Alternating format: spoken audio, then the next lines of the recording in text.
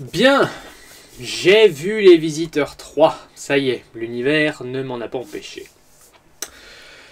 Alors, qu'est-ce que j'en pense? Eh bien, il est indéniable que maintenant il faut que je revoie Les Visiteurs en Amérique pour déterminer lequel des deux est le pire. Ouais, le film est mauvais à ce point-là. Bon alors qu'est-ce que c'est le scénario? Ben sans trop spoiler, c'est le premier film à l'époque de la Révolution. C'est les mêmes mécanismes. Ils se retrouvent à une époque qu'ils connaissent pas. Enfin techniquement ils y étaient déjà. Ils parlent leur patois que personne comprend. Ils se font confondre pour de la famille. Dans les autres films c'était la famille Montmirail. Ici c'est la famille de Jacouille. Et du coup, quiproquo et voilà, c'est à peu près tout. Sans spoiler, quoique même en spoilant, il se passe pas grand chose. Comme je l'avais dit hier, ce que j'aimerais voir, c'est une confrontation entre Godefroy et Cousin Hubert. Je vous ai expliqué pourquoi hier. Et je pense que c'est pas un gros spoiler de dire qu'il n'y a pas de Cousin Hubert. En revanche, ce qui est plus intéressant, c'est de dire qu'il n'y a pas de Godefroy non plus. Godefroy est pratiquement absent de ce film. Il y a des fois où il peut bien se passer 10-15 minutes sans qu'il ne dise rien. Et je crois même il y a la deuxième moitié du film, il ne dit que 3 phrases, et c'est des phrases de moins de 4 mots. Je veux dire... Jean Reno n'est juste pas ici. Alors, ce que les trailers et la fin des Visiteurs 2 nous avaient un peu hypé, c'était le personnage de Jacouillet, le grand accusateur Jacouillet, qui va... et donc éventuellement donc sa confrontation avec Jacouille sur le modèle Jacouille-Jacquard des Visiteurs 1 et 2. Et là, surprise, cette confrontation n'a presque pas lieu. D'ailleurs, le grand accusateur Jacouillet n'apparaît que très peu dans ce film. Et c'est une grosse surprise parce que, voilà, ce qu'on nous promet, en fait, il n'y a rien. Et c'est plus ou moins le résumé qu'on pourrait faire de ce film. On reste embourbé dans la terreur. On nous présente Robespierre, on nous présente Marat, on nous présente des compagnons de la Révolution, et comme je suis une bite en histoire, je les connais pas du tout. Et puis on reste autour d'eux. On reste autour d'eux et on met juste Godefroy et Jacouille au milieu. Et puis bon, Godefroy reste complètement silencieux. Et Jacouille pète un coup par-ci, dit une connerie par-là. Il le dit en hurlant, bien entendu. Donc ça marche pas. Bon, cette vidéo sera pas mise en ligne le lundi, mais aujourd'hui on est lundi soir. Donc je suis allé le voir la séance de lundi après-midi. La salle était complètement vide, mais bon, ça je pense que c'est parce que c'est un jour ouvré. Il y a eu un petit rire par-ci par-là à une blague en particulier. Il y en a une qui m'a fait rire, une seule. Et je vais vous le dire, elle est tout au début. Alors le film commence à peu près au même moment que se termine Les Visiteurs 2, mais fait une ellipse de 3 ou 4 semaines. Et explique que la raison pour laquelle ils ont l'air aussi vieux, c'est parce que comme ils sont piégés dans les couloirs du temps, ils sont piégés dans une époque qui n'est pas la leur, ils vieillissent en raison de 10 ans par semaine. Donc ils ont pris 30 ans, ils ont pris 20 à 30 ans, donc ils sont restés 2 ou 3 semaines. Et bon, ça, soit.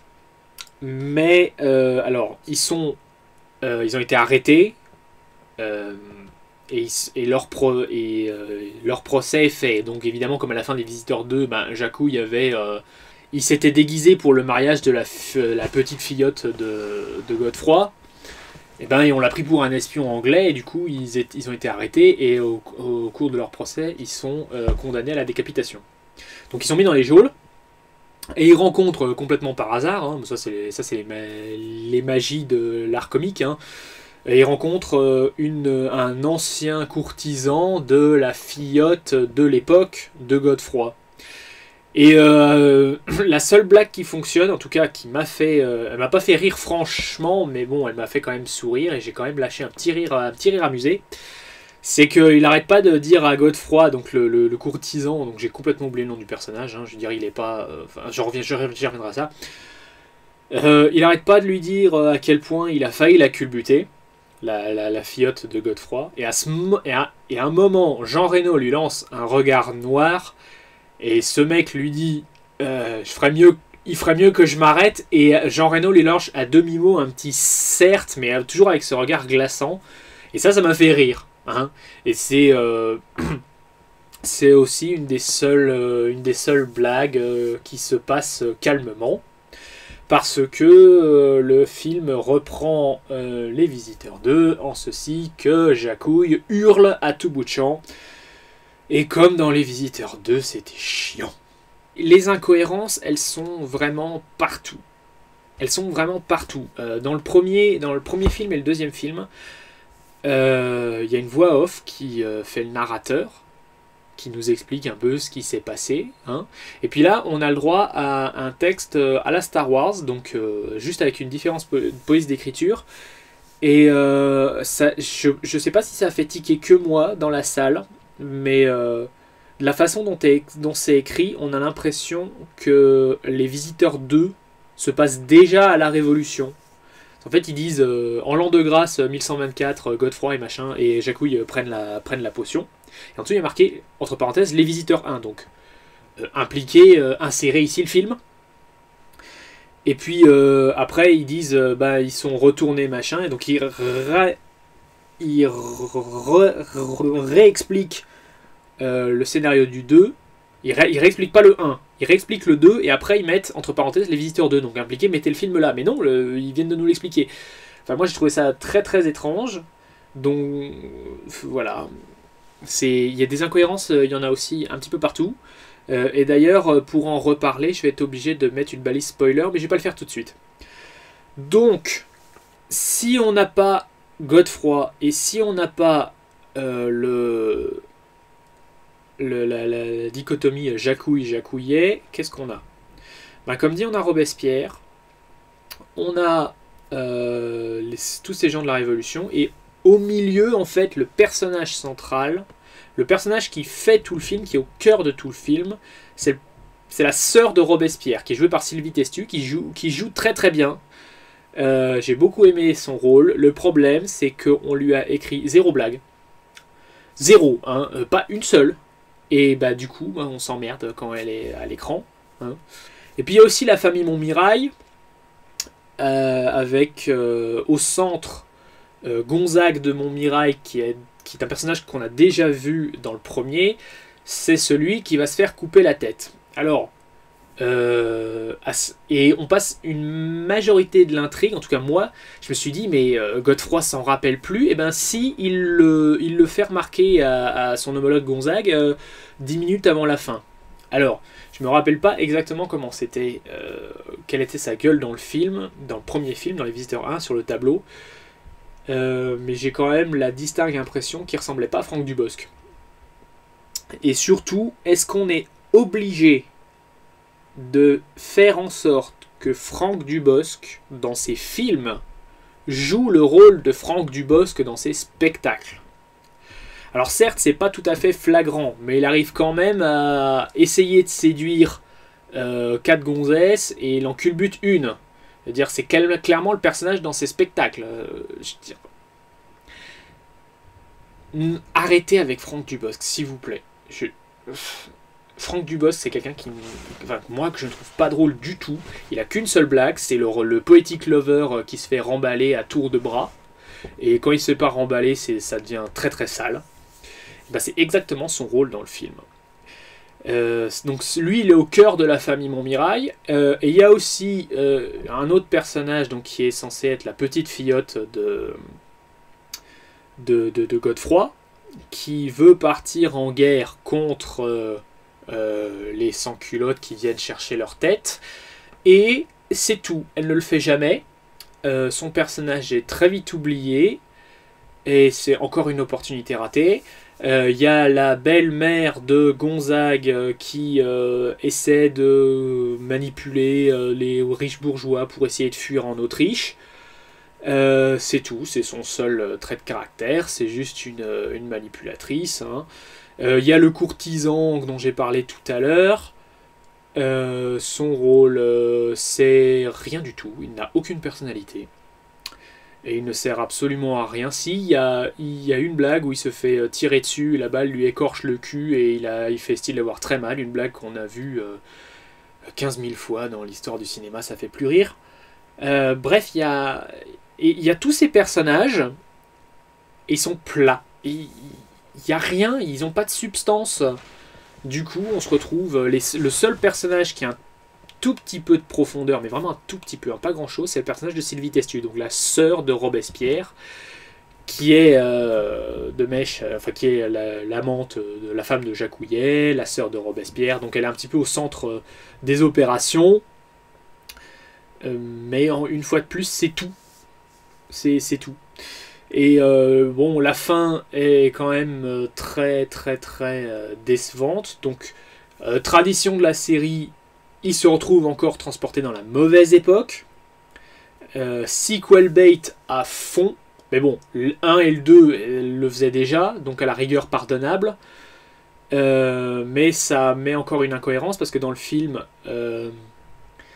ils disent que plus ils restent dans la mauvaise époque, plus ils se transforment physiquement. Et là, ils se trompent encore d'époque, mais leurs mots sont guéris. Enfin, incohérence numéro X1000. Les effets spéciaux sont pourris. Je sais que j'ai dit hier que dans Les Visiteurs 1 et 2, les effets spéciaux, en tout cas entre la confrontation entre Jacouille et Jacquard, elle est très bien faite, à coups de doubleurs et à coups de plans, de plans coupés, où on voit les deux en même temps. Je pense pas à ça en particulier, parce qu'effectivement, il y a bien, on voit bien Jacouillet et Jacouille se faire la bise, et c'est assez convaincant. En revanche, il y a 2 ou 3 plans où on voit où on est pratiquement sûr d'avoir un fond vert. Je veux dire, en 2016, c'est quand même une erreur cardinale, quoi. Et s'il n'y en a pas, je veux dire, je me demande quel genre de filmographie c'est, parce que ça a vraiment l'air faux. Parfois, certains décors ont l'air faux. On a l'impression qu'on est devant un fond vert, enfin que l'acteur était devant un fond vert. Alors, qu'est-ce qui est intéressant aussi? Ah oui, alors ça doit être une loi du cinéma français. Maintenant, pour remplir une comédie à grand succès, on est obligé de mettre des acteurs de Kaamelott. Guillaume Briat est dedans, Joël Sevilla est dedans. Putain, j'ai perdu son nom. L'acteur qui joue Guetno est dedans. Bon, Christian Clavier est dedans, mais bon, ça c'était évident. Frédéric Bell, celle qui joue l'intendante de César dans la saison 6, et qui là se fait gracieusement culbuter par Franck Dubosc. Voilà, ils sont dedans. Ça devient presque un jeu intéressant d'essayer de les reconnaître. En tout cas, ça brise la monotonie, parce que bon, voilà, on se fait chier. Alors, maintenant, on va passer au spoiler. Je vais mettre une balise pour que vous puissiez les passer, parce que je vais encore rajouter un petit truc après. Je vais rajouter mes impressions sur les bandes annonces que j'ai vues au cinéma, parce que bon, ça a pris 20 minutes de ma gracieuse après-midi, alors autant en parler. Voilà, spoiler. Alors, à la fin, donc il retrouve un enchanteur. Donc, l'acteur qui jouait Eusébius, donc Pierre Vial, est mort entre les films. Du coup, il a fallu le remplacer. La mise en scène est clairement surjouée. Très clairement surjouée, et c'est assez peu caractéristique. Et du coup, à la Révolution, ils finissent par trouver le descendant d'Eusébius, ils prennent la potion, il y a encore une erreur, ils se retrouvent propulsés en 1944, enfin 1940, pendant l'occupation allemande, où le château de Montmirail a été pris par les Boches. Et voilà. Et le film, en fait, disons que dans le premier film et le deuxième film, ça restait vraiment sequel bait, quoi. C'est-à-dire c'était 1 ou 2 minutes et puis après générique. Là, ça dure 10 minutes. ils reprennent le temps de présenter des personnages, de présenter pratiquement une action, et ça coupe quand même. C'est pas une grosse partie de l'intrigue, mais c'est pas sous-développé non plus. C'est bizarre, il y a le chat qui veut rentrer. Donc voilà, encore une fois, ça marche pas. Mais on tombe encore dans une incohérence qui est assez intéressante. C'est qu'on essaie de nous faire croire que Jacques-Henri Jacquard, donc qui est le vrai Jacquard des films 1 et 2, avait environ 10 ans, enfin était un pré-ado en 1940. Donc sachant que les films se passent, le 1 et le 2 se passent en 1993, ça voudrait dire que dans ces films il aurait 60 ans. Je suis désolé, non. On peut dire ce qu'on veut, mais Christian Clavier n'a pas 60 ans dans les Visiteurs. C'est impossible. Et ça, c'est une des incohérences. Je veux dire, il y en a plein. Il y en a plein. C'est assez déroutant. Bon, voilà. Fin des spoilers. Le film est raté. Ça, clairement. Les blagues ne fonctionnent pas. Les personnages sont plats, c'est bruyant, ça tourne autour de Jacouille qui est très très bruyant, encore pire que dans Les Visiteurs 2. Il y a même une scène où Jacouillet explose, mais vraiment il était à peu près dans la retenue, et puis à un moment il explose à propos du lait, du pis de la vache, enfin, c'est n'importe quoi. Il se met à exploser, il part dans la rue, il hurle, il hurle, il hurle, il hurle. Les autres personnages, à part Sylvie Testu, est très bien dans ce film. Elle est très très bien. Sylvie Testu est très très bien. Les autres servent à rien. Voilà, c'est tout. Et ça représente bien ce film. Il sert à rien. C'est très mauvais. Je me demande vraiment lequel. Bah, disons, j'ai le souvenir au moins que dans Les Visiteurs en Amérique, il y avait un peu de Jean Reno dedans. Et là, il n'y a rien. Il y a rien. C'est tout ce qu'il y a à dire. Et voilà. Bon, on va passer aux bandes annonces. Alors, la première, c'était Adopte un veuf. Donc, il y aura André Dussolier dedans, qui va faire une colloque avec des jeunes. Ça me paraît être un mix intéressant entre Le Dîner de cons et Trois hommes et un couffin. En tout cas, c'est à ça que ça m'a fait penser. Enfin, c'est la comparaison immédiate que j'avais. Donc ça peut être intéressant. J'aime beaucoup André Dussolier. En particulier dans Trois hommes et un couffin, mais aussi dans 18 ans après, où il était un peu plus vieux déjà. C'est toujours intéressant de voir un film avec André Dussolier, parce que c'est un super acteur. Et la comédie, enfin le type d'humour a l'air un peu plus gras que ce qu'il fait d'habitude. Ma foi, ça a l'air d'être un cocktail plutôt intéressant. Donc, wait and see. Ensuite, on avait Les Malheurs de Sophie. Alors ça, je savais pas du tout qu'il le faisait en film. Mais alors, genre, pas du tout. Je me rappelle plus. Je sais que j'ai lu le bouquin, mais je me rappelle plus du tout ce qui se passe dedans. Donc, ma foi, ça avait l'air un petit peu...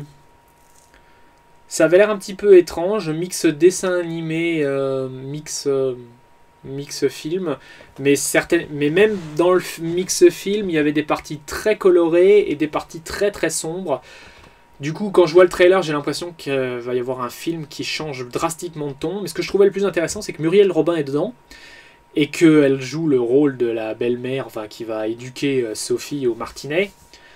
Ce que je trouvais le plus intéressant, c'est qu'elle fait aussi son accent très huppé, tout ça.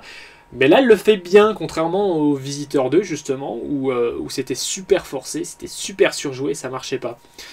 Donc, je veux dire, elle a eu 20 ans pour aiguiser son truc, mais alors voilà, c'était intéressant. Est-ce que je vais le voir? J'en doute. Bah, je réexpliquerai après pourquoi. Donc ensuite, on avait Retourne chez ma mère. Il y avait qu'une seule scène. Donc Alexandra Lamy qui explique, je sais plus comment elle s'appelle cette actrice, qui jouera le rôle de sa mère, Comment créer une adresse email. Le trailer dure 2 minutes. C'est navrant, c'est des blagues qu'on a entendues 15 fois. Ça me donne pas du tout envie. Camping 3. Encore un film avec Franck Dubosc. Oh là là. Bon, déjà, j'ai tendance à boycotter tout ce qui a Franck Dubosc dedans. Parce que, si vous l'avez pas remarqué, j'aime pas du tout Franck Dubosc. Et là, c'est clair, enfin, ce que j'ai cru comprendre, c'est que dans le Camping 1 et 2, c'était de nouveau son rôle de poetic lover. Hein. Je veux dire, c'est Franck Dubosc tel qu'il est dans ses spectacles. Et ben, ça a été adapté en cinéma. Hein. Donc déjà, c'est boycott. Mais ce que je trouve intéressant, c'est que le film a eu, enfin, pendant la même séance, il y a eu 2 fois la bande-annonce. Pas la même, hein, c'était 2 bouts différents, mais c'était 2 fois pour le même film. Qu'est-ce que je veux dire, hein, plus on vous hype un film, moins bon il est. Donc moi, c'est clair, de toute façon, s'il y a Franck Dubosc dedans, j'irai pas le voir. Hein. Comme des bêtes. Ah oui, Comme des bêtes, ça c'est plutôt intéressant. J'avais déjà vu le trailer quand j'étais allé voir Star Wars en décembre. Et j'ai trouvé ça super intéressant, avec un gros astérisque. J'ai trouvé ça super intéressant. Donc déjà, le trailer que j'ai vu, c'était exactement le même que j'avais vu dans Star Wars. C'était juste certains animaux qui sont pris qui sont dans leur sketch et qui font juste une blague. Et c'est tout. On en voit 4 ou 5. Et ils font tous une blague. Elle est très intéressante. C'est frais. Enfin, c'est bien animé. Et je me suis dit, quand je l'ai vu, quand je suis allé voir Star Wars, je me suis dit, s'ils faisaient ça à la manière d'un Bip Bip et Coyote, où c'était juste un enchaînement de blagues pendant 1h30, parce qu'il y a de quoi faire, je veux dire, rien que le trailer nous montre qu'il y a des choses à faire. J'ai 2 chats, j'en ai un même là, à l'heure qu'il est, qui est planqué sous mon lit. Il fait des conneries, je veux dire, quiconque vit avec un chat ou un chien a des centaines de milliers d'anecdotes qui vont faire rire les gens, c'est évident. Donc rien que le fait d'en mettre, par exemple, un immeuble, et on passe d'étage de maison en maison, enfin d'appartement en appartement avec un animal qui fait une connerie, et ben moi ça m'intéresserait beaucoup, j'irais voir ce film.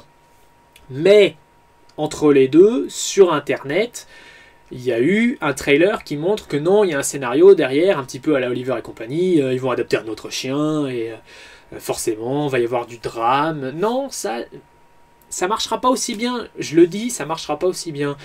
Juste le fait de faire blague sur blague sur blague sur blague sur blague, et boum, on remballe, ce serait beaucoup plus efficace. Et ça, c'est un film que j'irai voir. Mais en l'état, maintenant que je sais qu'il y a un scénario profond, enfin, qui se veut profond, mais qui en réalité est...